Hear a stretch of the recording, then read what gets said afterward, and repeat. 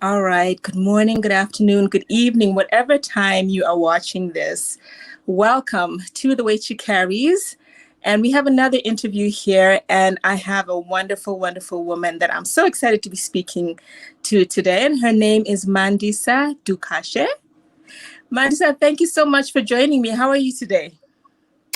I'm good, thank you. And it's my pleasure to be here on your show. I'm good, thank you. And how are you? Fine, thanks. Fine, thanks. Now, as we were talking just before we started recording, we were talking about how I saw a video of you on YouTube. It was you and your husband, and you were talking about your story. And I loved to hear the excitement in your voice as you talked about how your husband came into your life. Now, to talk a little bit about yourself, Mandisa. So you are HIV activist, right? And you are the founder of HIV Survivors and Partners Network. And we're going to get into your story a bit, but I'd like to hear from you in terms of how you describe yourself. Oh, my word. Okay. Tough question. Okay. I'm a loving woman, family orientated, a bit shy. Yeah. So I love my space and very focused, goal-driven, dedicating everything to achieve whatever that I want. That's me, and yeah, yes, yeah, HIV positive. Not ashamed of my status. In a nutshell, that's me. And then I'm a mother. Two beautiful children, and I'm a wife to a very loving husband, and I'm a loving wife and a loving mother. Yes. Yeah. Yes, I'm a team player. Yes, very respectful of people, irrespective of the position they're holding in any space. I respect a human being for being a human being, not because of what they have and who they are. That's me. Yeah, yeah. I love that. I love that. Yes, you're a loving wife and married to a loving husband. And I was drawn to your love story because there's just so much. When I saw how you and your husband were interacting on that the video that I initially saw of the two of you, I was just it just warmed my heart. And so I'm so glad to be able to speak to you so you can give me the details of how you two came together. But before we get there, let's talk about your childhood and your upbringing. What was that like for you? Yeah, a very tough one. A very tough one. And if maybe it was not because of my internal resilience, I don't think I would be where I am today.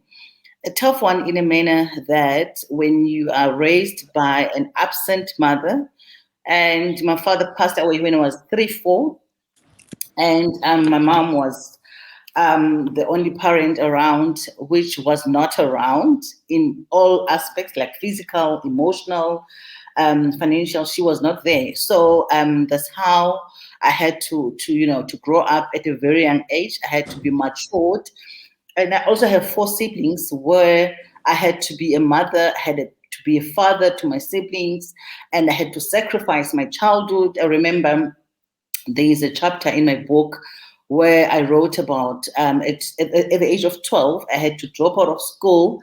We call it Standard 5 in South Africa, grade standard. It was 12. It's start doing Standard 3. I work in a local farm so that I can at least be able to provide and support my grandmother, who were 40, staying with my grandmother in a 1-room shack and with my 4 siblings. So that's how tough the situation was, that I had to work so that they can have food, I can buy school uniform for my 4 siblings. So it has never been an easy journey. And there was darkness all over around me. And I didn't have a role model as well, because when you're growing up in a rural village, there's no motivation. around you, no successful people in the family, in your village, where you can say, I'm looking up to so and so, so that I know one day. No, there was no motivation. There was no that kind of positive mindset. When I grew up, everything around me was like darkness all over. So that's how I grew up. And really, as I'm saying, I don't know how I managed to be the person that I am, and then I managed to achieve what I achieved in my life. Yeah, yeah. Wow. It's interesting that, when you go through that kind of experience as a child, sometimes you would think that your future is very bleak, right? Because of opportunities that you may not be able to get, but you've achieved a lot in your life. And, even just when I was reading up on you and find out like the work that you're doing for as an HIV activist, and not only just that, but you're an author, as you mentioned, and you're also a nurse, correct? Yeah. Yeah, Yeah. and I actually tried to get into nursing school and I didn't make it. Yeah, I think when someone is destined for a certain road or path in life, God makes it possible. Yeah, Because you may not have had an opportunity to be one. And I believe that my husband always say we're living a predestined life, which part of the predestined life or the book that was written way before I was born, it had nursing in my path. So I had to go through that. Although I'm not no longer practicing, I only practiced for 4 years. I'm no longer practicing as a nurse, but I will always be a nurse at heart, because even the role that I'm playing in the community, the current work, the organization that I established, and the work that I'm doing globally has my nursing expertise or background being part of it. yeah, yeah, yeah. So now I'm curious to know how you were able to make it out of the village, because you had to work essentially to pay school fees and other things for your siblings. So how are you able to afford your own education? Oh no. This is an interesting part, and interesting in a sense that even girls in this age, they're doing exactly what I did or what I was doing. I had to date older men in order for me to get someone to provide for myself. I had to, at a very young age, I had to choose who to date, and there was a certain criteria for one to be my boyfriend. As young as I was, when I get into high school, I had to make sure that I'm dating people that are working, people that are able to provide for me. I remember when I was like doing standard 8 and standard 9, I had to move from the rural setting into a bit urban. Remember, rural, sometimes people are unemployed. So I had to look for a space or environment where I knew that at least I would be getting, we call it in South Africa, blessers or sugar daddies. People that are older than us, that we know will provide for us. And imagine, what are we as young girls exposing ourselves into because of our circumstances of background at home. So that's how I get to move from the rural into a city, informal settlement, and dating older men and people that will be able to buy me school fees. Because after this on and off school, I took a decision, at the age of 17, I took a decision to say, this is what I want, and I'm not going to back off. I want to go to school, and school is the only thing that will actually take me out of poverty. School is the only thing that will take my family out of poverty. And I had to actually silence every other voice and every other situation and focus on my studies. But then financing my studies was an issue. Then I had to think and plan, how do I finance? And unfortunately, I had to take that path of dating older men to buy me school uniform, pay for my school fees, give me money for school, to the extent of getting married at the age of 19, because I also met this other guy whom was doing what I wanted, like in terms of school fees and when he proposed to me at the age of 19, I had no other choice because I thought if I reject his proposal, marriage proposal, then it means he will go with his money. And I wouldn't say at the age of 19 I knew what love is over and above the fact that I was looking at the provision part of it. So I said yes, and I got married at the age of 19. Yeah. You know what? I love that you talked about that, because I think oftentimes girls who find themselves in that situation where you need to go to school, that's the only way you're going to find yourself out, get yourself out of the situation that you're in. And oftentimes society will put a label on the young women who make that choice. And yet everyone has a story. You know, everyone has a story and everyone has a reason for why they're doing what they're doing. So I think overall, as a people, we have to be more compassionate and we have to give people grace, because we don't know what their stories are. People, they don't know people's stories until you Yeah. listen to the person. That's very, very important. Yeah. Yeah. Yeah. So you got married at 19, and how was like that, because you're doing two things essentially. You're coming into your womanhood, you're coming into adulthood, and you know, as a woman you're still learning things about you, but at the same time you have a spouse now, and you're kind of learning to be a wife. And you mentioned that your mom wasn't really present, so you're kind of, I would assume you're kind of really learning as you're going, because you didn't have that figure to say, okay, this is what a wife does. So how was that experience for you? Yeah, yeah, exactly what you're saying. That there was no role modeling for me in terms of how a wife should conduct herself, and there was no marriage role modeling where I know exactly how couples should treat each other. And so it was a very, very tough learning as you move. I like what you're saying, because I was 19, very naive and knew nothing about life, and I was navigating life the way I knew how. And now I have to face this person whom was 8, 9 years older than me. And I think also when I got into that relationship or marriage, that father figure absent, father figure in my life, I was looking for something more than a spouse, because I wanted a father as well. And unfortunately, these older people, they know the vulnerability of young girls, which is what actually came into play in my marriage. And again, as young as I was, and I had to, to be exposed to having to do what the spouse is expecting of me. And also, I couldn't say no to anything because I'm young, vulnerable, and he's older and he's providing for me. So it was that kind of very tough situation. And I could not compare to anything, the marriage that I was in, I couldn't compare it to anything outside the marriage that I was at, and the husband that I was with. I couldn't compare him to anything else, because I've never seen a husband. Because even in my situation, in my family, my grandfather was very abusive to my grandmother. There's also a chapter in my book about it, narrating the painful story of how my grandmother had to endure gender-based violence from her son, that is my uncle, and to my grandfather.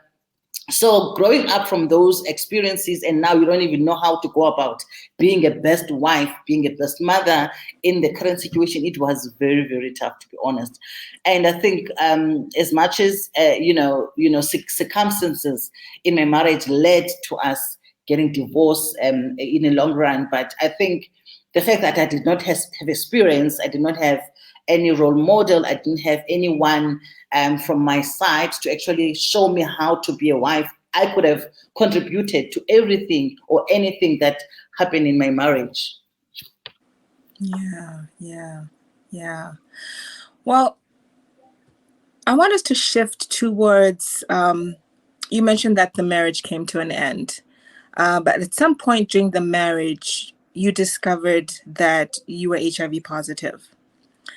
Can you take us through that discovery? You know, what prompted you to go get tested, and, you know, how you processed the diagnosis?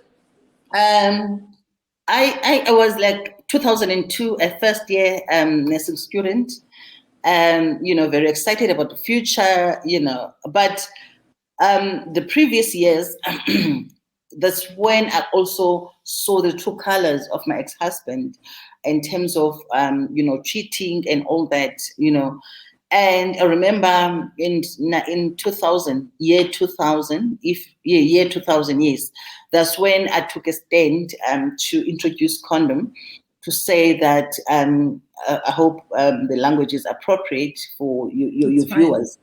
Yes. When I had to say that no sex, no condom, in 2000, year 2000, I took that decision.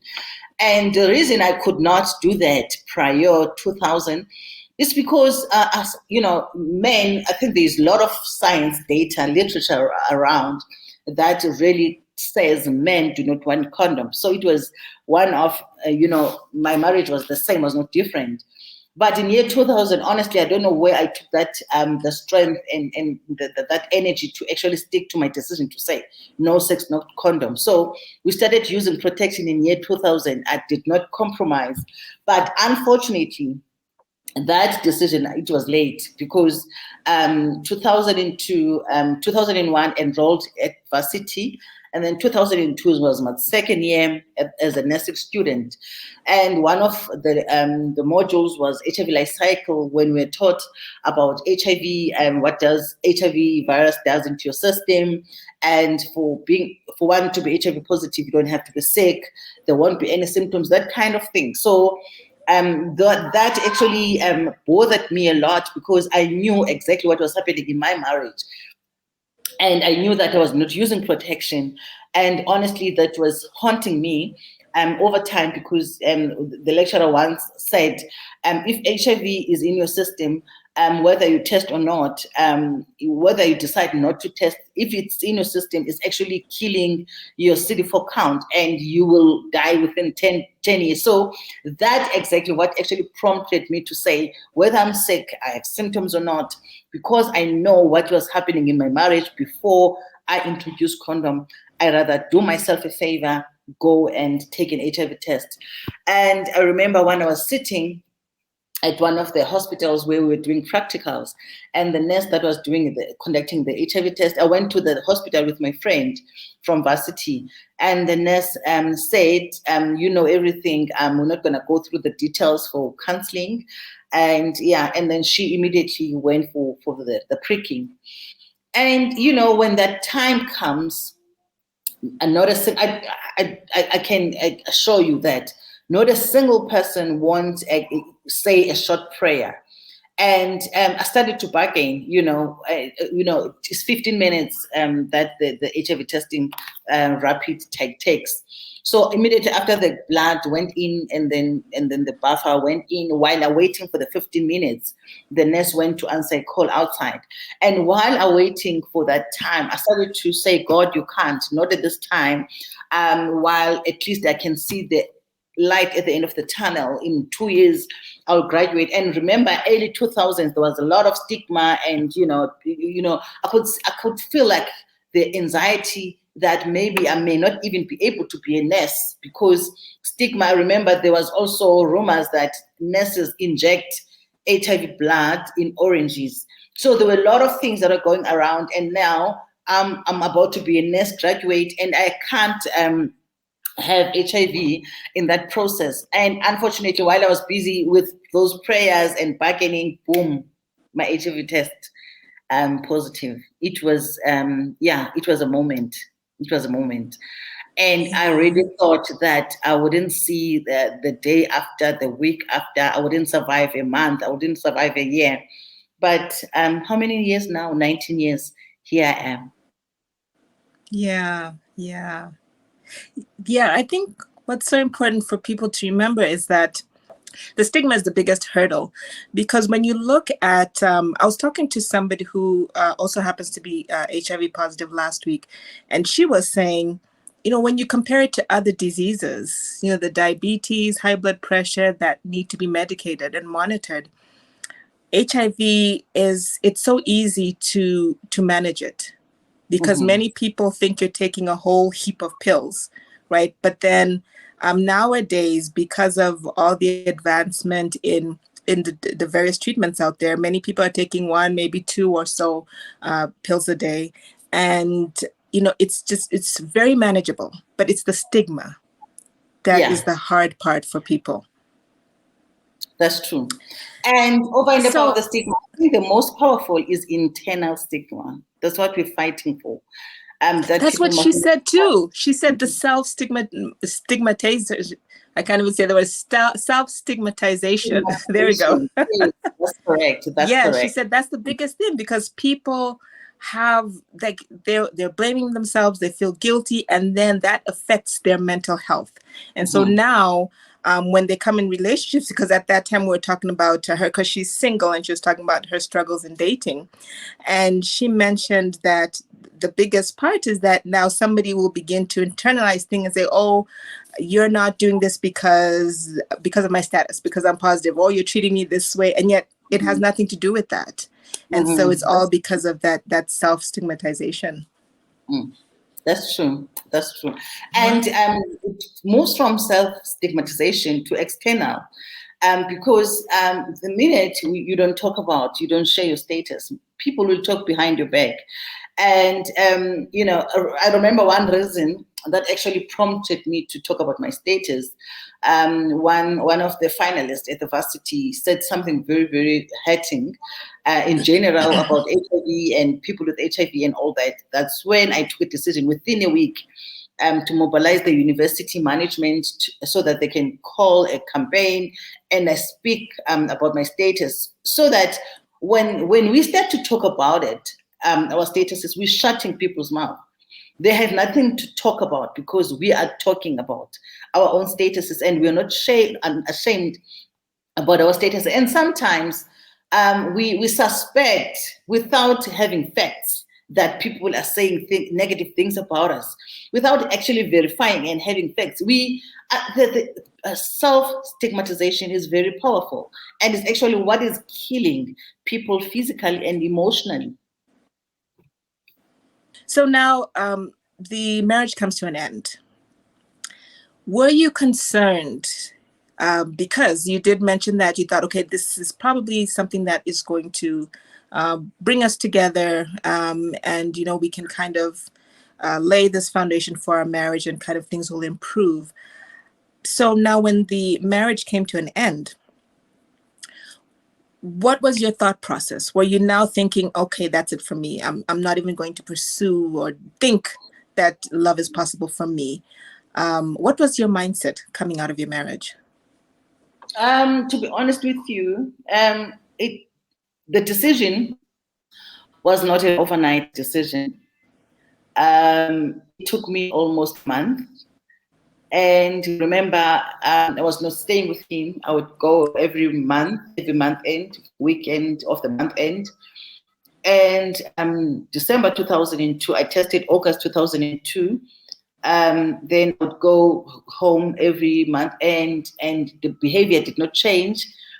And I told myself that, you know what, I either choose to be killed by stress and depression if I stay here. And one thing I think also that actually helped me was to know that I need to focus on myself and I need to take care of myself. And no one is going to take care of myself if I don't do that. But I wanted to make sure that if I take a decision to leave the marriage, it has to be a permanent decision. And I told myself that the decision to leave, it has to be a decision that I won't regret.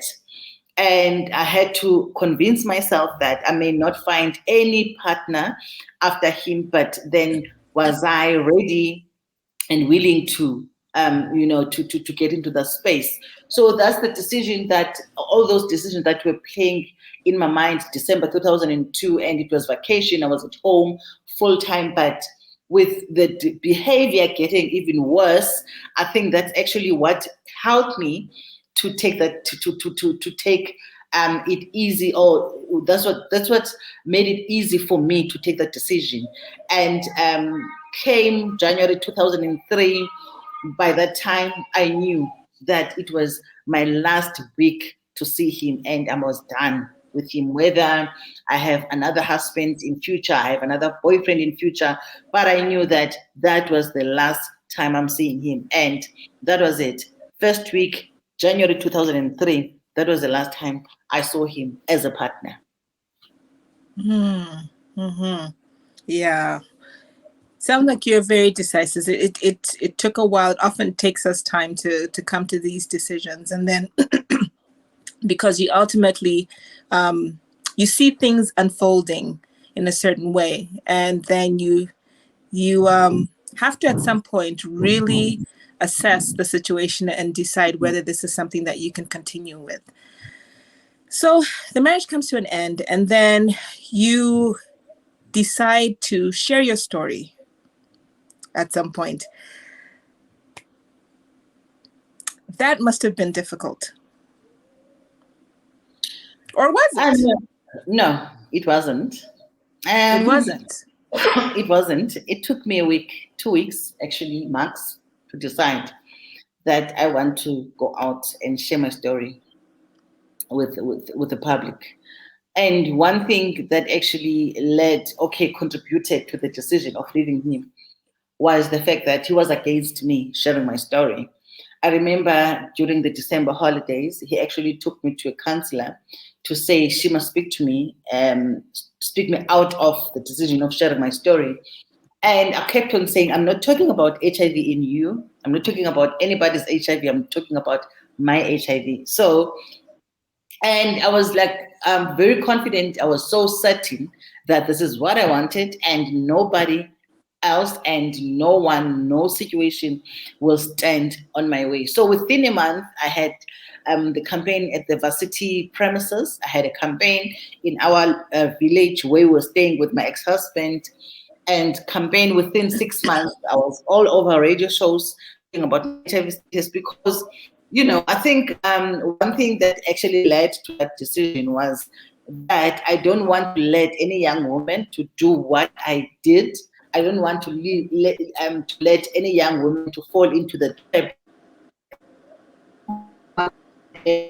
women because of the lack, socio-economic lack, fell into the trap that I fell into. I wanted them to fall into that trap with the open mind, open eyes, listen to my story and take a decision if they want to actually walk the path that I walked. And I wanted them to actually know all the dangers, the pros and cons of doing exactly what I did out of no guidance as a young girl, and then out of desperation as a young wife, and out of economic disempowerment as a young wife, out of unemployment as a young wife, because I believe all those things contributed to me being vulnerable and being exposed to HIV.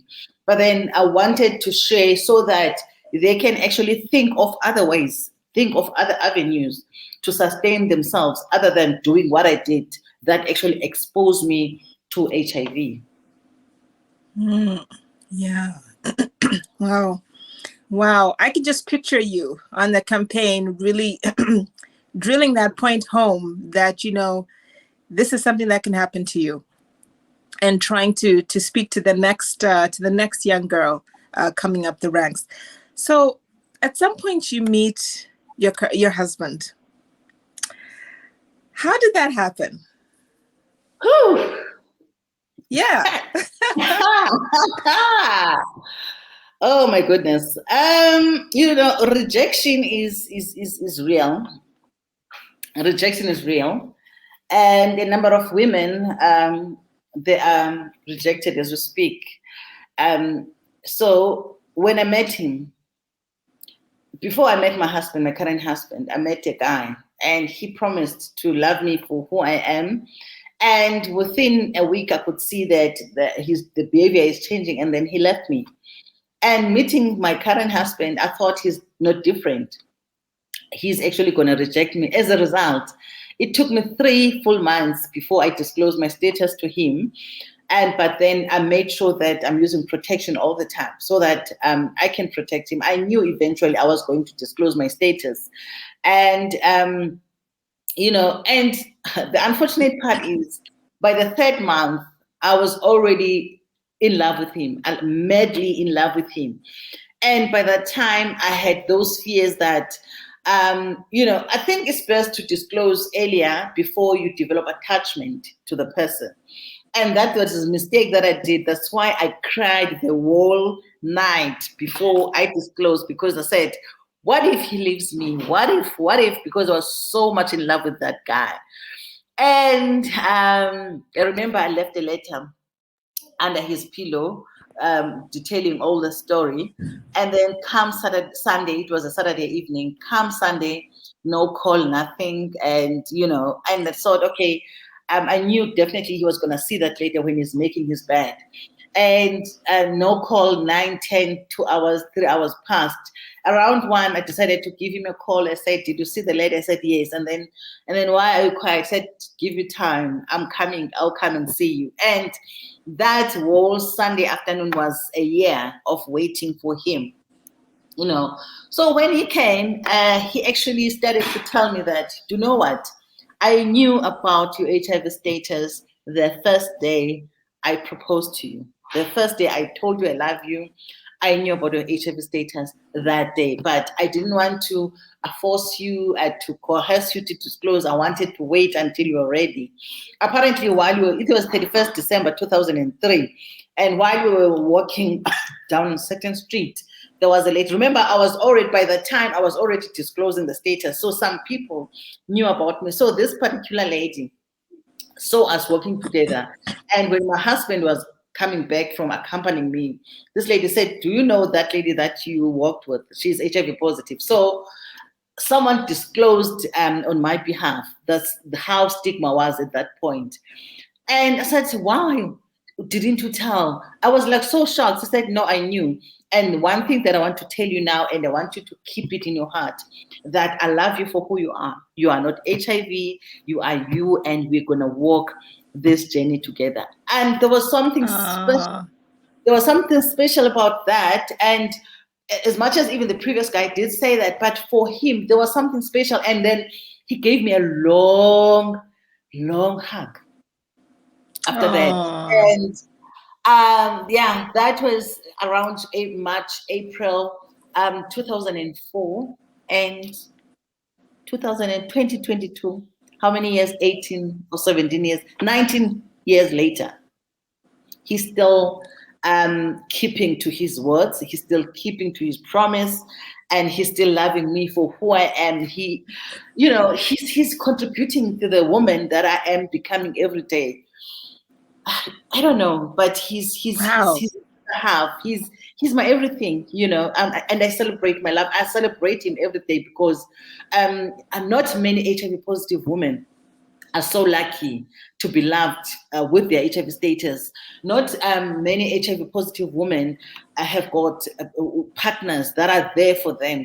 And we've got 2 beautiful daughters out of our union to prove that he's comfortable with me. And we publicly, going public about our marriage. And that thing also I think that's also what draws me even more closer to him, is the fact that he's not ashamed of being known out there that he's married to an HIV positive woman. That's how lucky I am. Yes, my goodness, what a blessing. What a blessing. Yeah. And the fact that it's so interesting how you were so concerned about, I'm going to have to disclose. And yet he was, well, he's such a rare kind of person, because somebody else in his position may, once they found out from that lady in the neighborhood, could have maybe confronted you right away to say, hey, what is this that I'm hearing? But the fact that he was just like, no, I'll wait until she's ready. She'll tell me when she's ready. And wow. It's so good to know that there are men out there like that, and it gives hope to other women who maybe it may not be HIV. It could be, maybe some other health issue or just something in their past that they feel, ooh, somebody's not going to love me because of my past and my history. And yet, when God has somebody for you, he prepares that person for you. And so whatever you think, oh my goodness, I'm getting so excited because there's another woman who her her interview is actually out. I put it out earlier this week. She was a single mom, and she was very concerned that she had fallen pregnant out of wedlock. And so she felt really badly about that. And she went in front of her church and confessed that, she was pregnant out of wedlock, and felt so much shame and guilt. But interestingly, when she was standing up there and confessing to the church, there's a man who spotted her, and he admired her because she was being up there and being so vulnerable. Today they're married. Many years later, they're married. But it's sometimes in our most, the ugliest parts of our lives that somebody is drawn to. And I'm kind of hearing the similar theme in your life as well, that your husband, he was not scared off by the fact that, okay, she's living with HIV. He was like, you know what? I'm going to love you for who you are. And that's so beautiful. It is. You're so blessed. It is. I thank God. I thank God every day. I thank God every day. And even, HIV negative women, in South Africa, we're saying, umjolo. I don't know, it's an insulting word, but umjolo, like dating, is not easy. And most HIV negative, or some HIV negative women actually part of, that tagline, that umjolo uya.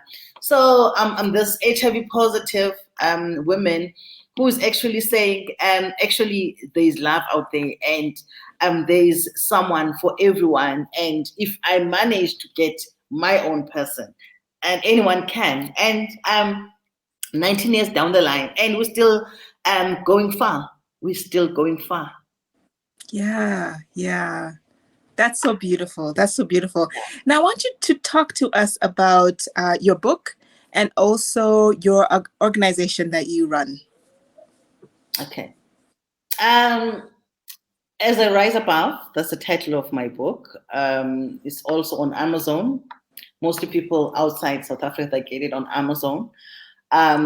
Breakdown or Breakthrough. And that subtitle, Breakdown or Breakthrough. So there's no gray area. There's no in between. And life is tough. Our life journey, upbringing, adulthood, marriages. There's a lot in that book, different chapters. So there is a chapter, I can assure you, there is the chapter for everyone. I've been through so many things. I've been through a lot. I've seen a lot. I've seen everything. So that book is detailing my life experiences from upbringing, the rape, when I was raped by my uncle, dating at a very young age. And I call even this dating older men because you want money, which is sex work, if you can put it that way. So, dropping out of school, working at a farm, all those details, and adversity, HIV status, divorce, how I found love with HIV, and then finally where I am as a person now, this very successful professional woman, and actually I'm a PhD candidate, so that's not part of my book. And when I was writing the book, I was still completing my master's in public health. So the part after that, I just enrolled for my PhD. So that's part of my journey. So in that book, there's a chapter for everyone. So it was the purpose of me writing that book was to encourage people that lost hope in so many aspects of their lives, thinking that, the way life started, it has to end that way. So the book is about saying life may start in a certain way, but it does not have to end that way. So that's actually about my book. And I was thinking to write more, but I think with my PhD, I won't have time for the next 3 years. And the organization HIV Survivors and Partners Network, we started that organization with my husband. There is also another organization, Zanoncedo Empowerment Center. It is in my rural village. And I decided to have it there in that village where I grew up, where my family knew, people knew that nothing positive, nothing powerful can come. My maiden name is Chadi, where people in that village told and concluded that there's nothing powerful that can come from Jadi family. So I took a deliberate decision to have that organization in that village, where they can actually track the founder of that organization to be Mandisa Chati, my maiden name, where they know that sometimes people need not judge. So, someone can grow up in a certain way, but God decides our destiny. And that organization currently has about 170 volunteers, people from the villages that are getting stipend. About 80%, they never had an income in their life, but their source of income comes from the village. And more than 90% of people that are volunteers getting stipend, financial assistance from the organization, are women from those villages. Because my vision is just to make sure that at least they've got money to sustain themselves, so that they're not like me at the end of the day. So that's another organization. And so it was mainly when I started that organization and have it there, I wanted to restore the dignity which was never there for my family. And my family, when people were talking about Chadi, even in class, and when they had to select someone to go and represent whatever, but if they talk about Chadi, there was nothing good, there was nothing positive that can come out of my family. But I changed the status quo. I wanted to change the cycle. I wanted people to know that as much as the trend or the lineage from my family is known to be poor and whatever, but I was born to actually change the status quo, and I did that. So then HIV Survivors and Partners Network is another organization that I established with my husband in 2018. The name says it all. HIV Survivors and Partners is for survivors, me, Partners Network. Basically, we're looking into empowering women that are living with HIV with information about they can have kids, they can be in love with information. There is this very powerful campaign now that is undetectable equals untransmittable. We are the face of that campaign. We are pioneers of that campaign in South Africa. This campaign, basically, it says when you are undetectable, when your virus is undetectable in your blood, when you are taking your treatment properly, you cannot infect your sexual partner, which is what is all about us, my husband, because our second daughter, when we conceived our second daughter in 2013, we conceived her naturally. When we conceived our first one, we paid thousands of rands, but when we came through data, that's a story for another day because it's a long science behind this. But in a nutshell, when we came through that data, we decided to test it and see if it's going to work on us. But of course, being cautious and having a lot of science to back up the decision that you can try to have a baby naturally, which we did in 2013. And then I fell pregnant in 2014. So part of the HIV Survivors and Partners Network is to drive this campaign in the country, in the region. Otherwise, now we're working with about 7 countries in the region to actually be faces of saying, HIV positive women, you can have babies, you can be in love, you can be married, and you can prevent transmitting HIV to your sexual partner, which is what I did since 2014. We've been relying on me taking treatment and taking it well and having my viral load suppressed that I don't transmit HIV to my husband. And our sex life is like anybody else. We're enjoying our sex life fully because of the success of me taking treatment and be virally suppressed. So the organization HIV Survivors, as I'm saying now, is in Africa. We are co-founders of U equals U Africa Forum, which is an African structure in working in 8 African countries, scaling up this campaign so that HIV positive people can actually be motivated to start treatment, rely on treatment, be very suppressed, so that we as globally, because as much as we're working in South Africa and in Africa, at the end of the day, there is this goal of ending HIV, ending AIDS by 2030. And we believe, as people with HIV that are faces of this program, we believe that other people that are scared to take treatment or they are defaulting treatment, when they look at this beauty, they will definitely be motivated to start treatment. When they look at us, they'll be motivated to stay on treatment. In that way, we'll be preventing transmissions. If it happened to me that since 2014, I've been relying on my treatment, and I've never transmitted HIV to my husband, and I've got my 2 beautiful daughters that are HIV negative, anyone else can do it. Yeah, yeah. I love that. Such a powerful, powerful message that we need, especially on the continent, because there's so many myths, so much misconception, about HIV, and not knowing how advanced the treatment is now. Yeah. 30 years ago, yes, it was a death sentence, but not today. Not Now today. it's a manageable condition. And like you said, you were able to have 2 beautiful daughters and not have to worry about transmitting the virus to your husband because you are sticking to your treatment. And, you can live a normal life, a full life, with HIV.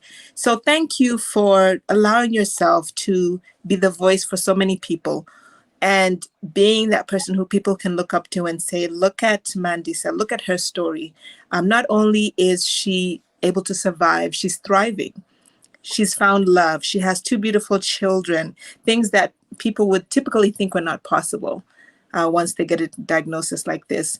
And you are doing such important work in your community, in your home village, where you are, and expanding throughout Africa and globally.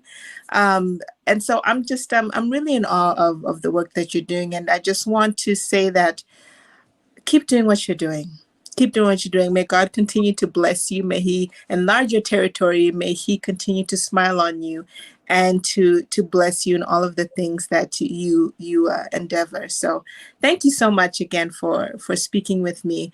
I'm so grateful, and I'm looking forward to our listeners and our viewers to see your example, see your story, and see your example, and know that they too can live a remarkable life despite an HIV diagnosis. Thank you so much. Thank you for having me. Thank you.